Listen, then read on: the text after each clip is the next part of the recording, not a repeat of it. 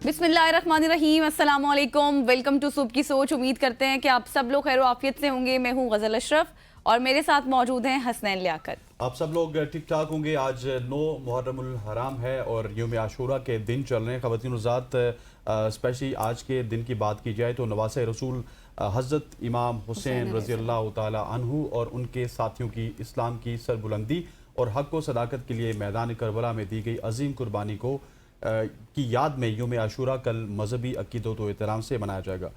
मुल्क के तमाम छोटे बड़े शहरों कस्बों में जुलजना और ताज़िए के जुलूस बरामद होंगे, जबकि आज 9 मुहर्रम के जुलूस बरामद होंगे जिसमें अज़ादार शुहदाए करबला को खिराज अक़ीदत पेश करेंगे। मरकज़ी इमाम बारगाहों से 9वीं और 10वीं मुहर्रम की दरमियानी शब मरकज़ी जुलूस बरामद होंगे जो अपने रवायती रास्तों से होते हुए कल 10 मुहर्रमुल हराम को अपनी मंज़िल मकसूद पर पहुँचेंगे और इख्तिताम पजीर होंगे, जिसके बाद शाम गरीमा मनाई जाएगी। वफाकी और सूबाई हुकूमतों की तरफ से 9वीं और 10वीं मुहर्रमुल हराम के रोज़ फुल प्रूफ सिक्योरिटी को यकीनी बनाने के लिए इंतजामात को हतमी शक्ल दे दी गई है। बिल्कुल आप सही कह रहे हैं जी। आज है 9वीं मुहर्रम और आज के दिन हम देख रहे हैं कि मुख्तलिफ जो इमाम बारगाहें हैं वहाँ से जुलूस का सिलसिला इसी तरह से जारी रहेगा। अगर सिक्योरिटी के हवाले से बात करें तो सिक्योरिटी के भी काफ़ी सख्त और फ्यूल प्रूफ इंतजाम किए गए हैं। वॉक थ्रू गेट्स लगाए गए हैं। इसके साथ साथ मुहर्रम ऐप के हवाले से मरीम नवाज शरीफ साहिबा ने कहा था कि वो खुसूसी तौर पर लॉन्च की गई है और इस दफ़ा हमने जब सिक्योरिटी की अगर बात करें ना तो पिछले साल की निस्बत इस दफ़ा सिक्योरिटी को काफ़ी सख्त किया गया है। अगर हम वज़ीर दाखिला मोहसिन नकवी साहब की बात करें तो उनकी भी ये स्ट्रिक्टली हिदायत थी, क्योंकि ऐसे बहुत सारे वाक़यात हमने देखे कुछ अरसे में पिछले जिसमें हुए और उसके बाद हर चीज़ को बड़े ही बारीकी से मॉनिटर किया जा रहा है, जो कि बहुत अच्छी बात है। आगे बढ़ते हैं और बताते हैं आपको जी कि 1 जुलाई से गाड़ियों पर कितना टैक्स अब लगेगा वो भी सुन लें, क्योंकि 1 जुलाई से गाड़ियों पर कितना टैक्स और ड्यूटीज़ लगने वाली हैं।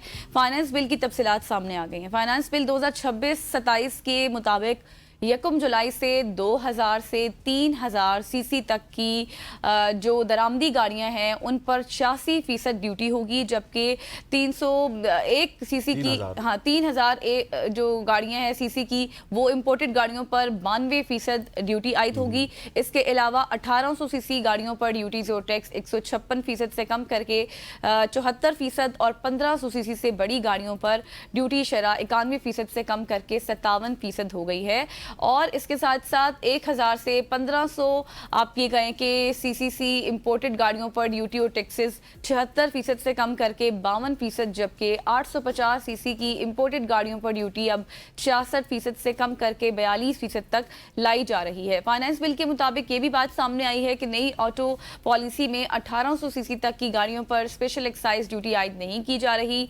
बड़ी इलेक्ट्रिक गाड़ियों की दरामद पर 30 से 40% कस्टम ड्यूटी आयद की जा रही है और 1 जुलाई से $75,000 मालियत तक की दरामदी ईवी गाड़ियों पर 30% और $1,10,000 से ज्यादा मालियत की ईवी गाड़ियों पर 40% कस्टम ड्यूटी होगी। इसके अलावा 1 जुलाई से विफाक में 1000 सीसी तक गाड़ी पर वन टाइम 10,000 रुपये फिक्स टैक्स आयद होगा और 2010 से पहले के मॉडल के 1000 सीसी तक गाड़ियों पर टोकन टैक्स 20,000 और 1 से 1300 सीसी तक गाड़ियों पर टोटल इनवॉइस के 3% टोकन टैक्स होगा, जबकि 1 जुलाई से विफाक में टोकन टैक्स टोटल इनवॉइस के आप ये कहें कि 25% के बराबर किया जाएगा और विफाक में 2010 से पहले के मॉडल्स की गाड़ियों पर 2500 रुपये टोकन टैक्स आयद होगा और इसी तरह 2010 के बाद के मॉडल की गाड़ियों पर 6200 रुपये टोकन टैक्स आयद होगा। ये एक बड़ी तफसीली डिटेल्स थी जो कि फाइनेंस बिल के हवाले से गजल ने आपको दी है। फ्रॉम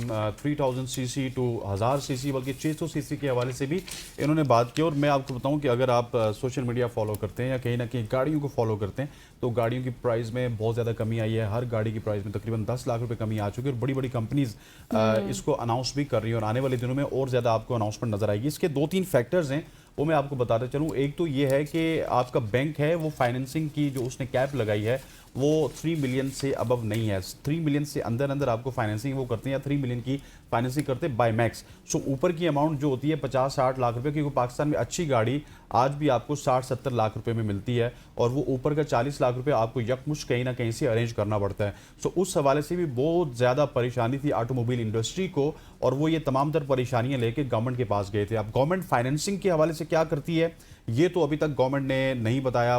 खबरें ये हैं कि शायद फाइनेंसिंग को भी बढ़ाकर 1 करोड़ तक कर दिया जाए और हर बैंक आपको 1 करोड़ रुपए तक गाड़ी के ऊपर कर्ज दे, फाइनेंस करे। लेकिन इसके अलावा ये जो रियायत दी गई है 2000 सीसी से कम गाड़ियों को और 2000 सीसी से ऊपर और 3000 सीसी से ऊपर वाली गाड़ी जो लग्जरी में आती है उनके ऊपर काफ़ी ज़्यादा टैक्सेस होंगे। इसमें होगा ये कि ऑटोमोबाइल इंडस्ट्री फ्लरिश होगी, उसकी कीमतें कम होंगी और हर गाड़ी के ऊपर इससे पहले पाकिस्तानी 150 या 200 ड्यूटी टैक्स भी देते थे, कस्टम टैक्स भी देते थे। अब वो कम होकर तकरीबन 80% हो जाएगा, कुछ गाड़ियों पे 60% हो जाएगा, कुछ गाड़ियों पे 40% हो जाएगा। सो गाड़ियों की जो कीमत है उसमें कमी आएगी, लोगों की कुव्वत खरीद इंप्रूव होगी और लोग जो पुरानी गाड़ी जिन्होंने रखी हुई हैं वो भी उनको बेचकर नई गाड़ियों की तरफ जाएंगे। नई टेक्नोलॉजी प्रिवेल करेगी और स्पेशली जो ईवी सेक्टर है उसको अभी भी रियायत हासिल है अगर 2000 से कम सीसी की गाड़ियों की बात की जाए। खबर ज़्यादा आगे बढ़ते हुए कुछ और भी ऐसी डेवलपमेंट्स हैं जो कि मैंने आपको बतानी है और कुछ ऐसा ही पाकिस्तान में पासपोर्ट सेक्टर में भी हो रहा है। 1 जुलाई से मुल्क भर के तमाम पासपोर्ट दफातर में नगद फीस वसूली का निज़ाम ख़त्म कर दिया जाएगा। डीजी पासपोर्ट मोहम्मद अली रंधावा की ज़ेर सदारत तमाम जोनल सरबराहान और सीनियर अफसरान का अहम इजलास हुआ जिसमें पासपोर्ट निज़ाम में इस्लाहात पर ब्रीफिंग और शहरियों को ज़्यादा से ज़्यादा सहूलियात देने की हिदायत की गई है। इजलास में अवाम को पासपोर्ट खिदमात की फरहमी को मज़ीद आसान, तेज़ और मुअस्सर बनाने के लिए डीजी पासपोर्ट ने जोनल सरबराहान से तजावीज़ भी तलब कर ली हैं, जबकि 1 जुलाई से मुल्क भर के तमाम पासपोर्ट दफातर में नगद फीस वसूली का निज़ाम ख़त्म करने का फैसला किया गया।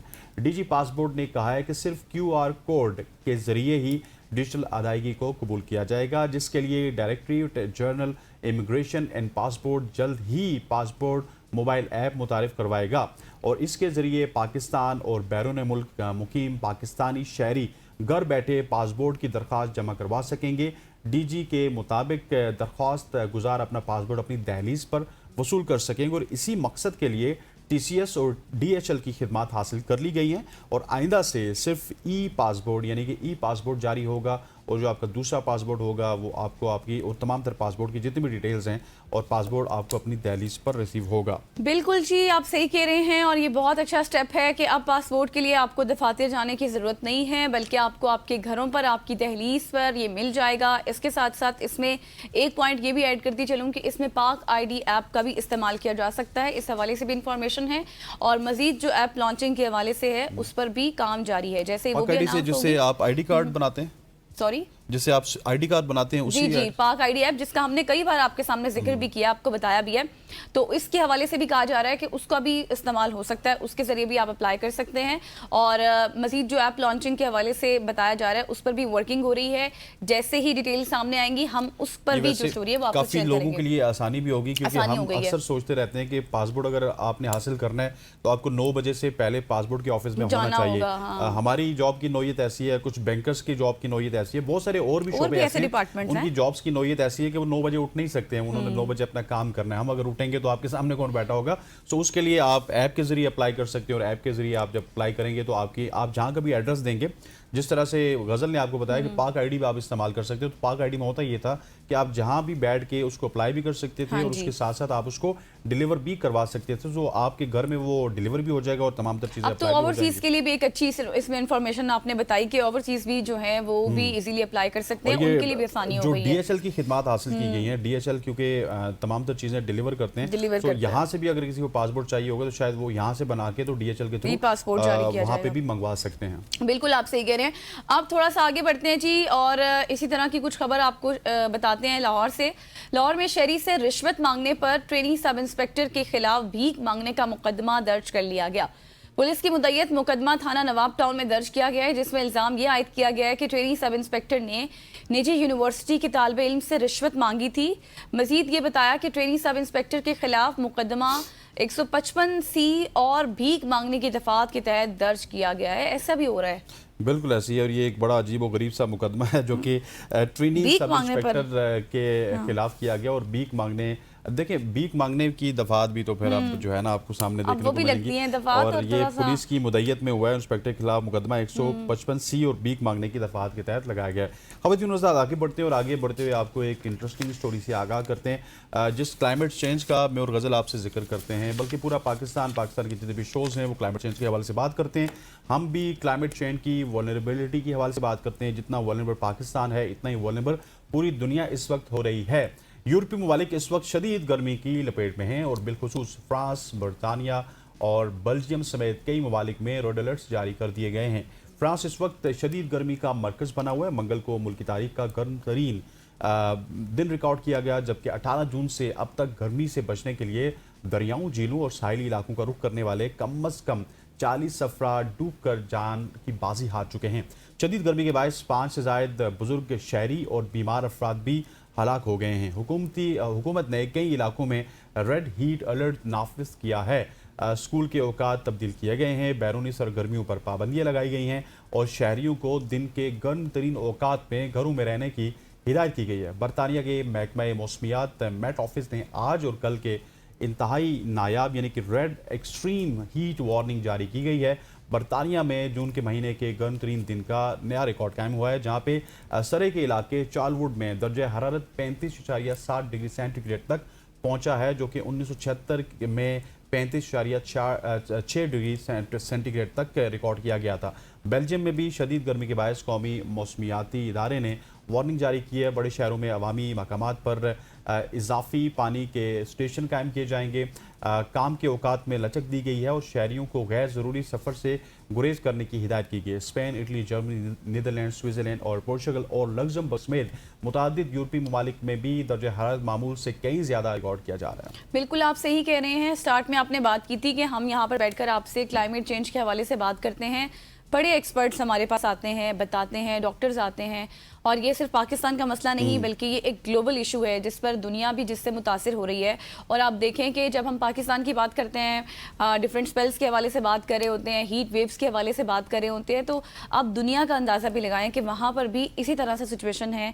वहाँ पर भी हीट वेव्स अलर्ट जारी किए जाते हैं, वहाँ पर भी लोगों को पानी का मसला है, वहाँ पर भी काम में थोड़ी सी नरमी की जाती है, वहाँ भी हिदायत दी जाती हैं कि किन औकात कार में किस तरह से क्या एहतियाती तदाबीर इस्तेमाल करते हुए अपने घरों से बाहर निकलना है। तो इसी तरह की सिचुएशन पाकिस्तान में भी होती है। ये तो भी आपको दुनिया के हम सूरत हाल बता रहे थे कि वहाँ कैसे कैसे किस तरह से वो ऑपरेट करती हैं सारी चीज़ें और अपने काम को भी मुतासर होने नहीं देते।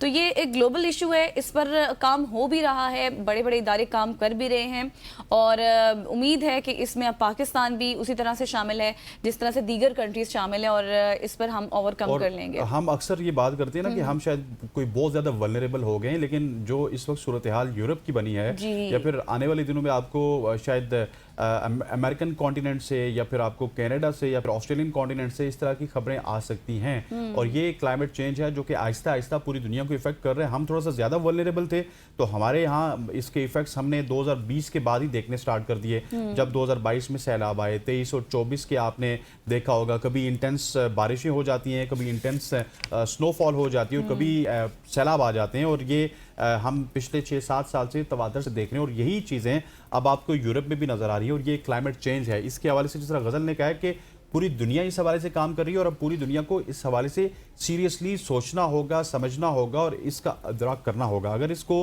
हम टाइमली टैकल नहीं करेंगे तो उसके बाद हालात मजीद बिगड़ सकते हैं और दुनिया की जो आबादी है वो वैसे भी मजीद बढ़ रही है। एक चीज़ और भी देखिए, इसके ऊपर अब जेंजिस भी काफ़ी वर्क कर रहे हैं। हालांकि ये उनकी फील्ड नहीं है, मतलब किसी की भी फील्ड उस तरह से नहीं है, लेकिन क्लाइमेट चेंज के सब्जेक्ट में बच्चे इंटरेस्ट बहुत ले रहे हैं। इस वजह से कि जेंजिस ने अगली जिंदगी जेंजिस ने गुजारनी है ना, अभी वो 20-25 साल के हैं, तो उन्होंने कहा कि क्लाइमेट चेंज के ऊपर ही काम करने, क्योंकि हमारे पिछले ने तो काम किया नहीं है, पानी खत्म हो गया, हवा ना हुई, स्नोफॉल ना हुई या फिर ये तमाम तर चीज़ें ऊपर नीचे हो गई, तो उनकी ज़िंदगी का क्या होगा। तो जेंजिस क्या कहते थे कि अपनी आई पे जब उनको नजर आई है तो इस वजह से वो क्लाइमेट चेंज की तरफ जा रहे हैं। वो कह रहे हैं कि हम क्लाइमेट चेंज के काम कर लें। इसके अलावा जो अल्फा और बीटा आएंगे वो भी इस तरह के काम करेंगे, तो फिर आगे की सोच रखते होंगे अल्फा बीटा, तो आगे की सोच होगी उनकी। ये थी आज की हमारी सोशल ट्रेंडिंग स्टोरीज, यकीनी तौर पर काफी इंफॉर्मेशन। अब एक छोटी सी ब्रेक ले लेते हैं और फिर वापस आते हैं और भी बहुत कुछ आपके साथ डिस्कस करने के लिए। Stay with us.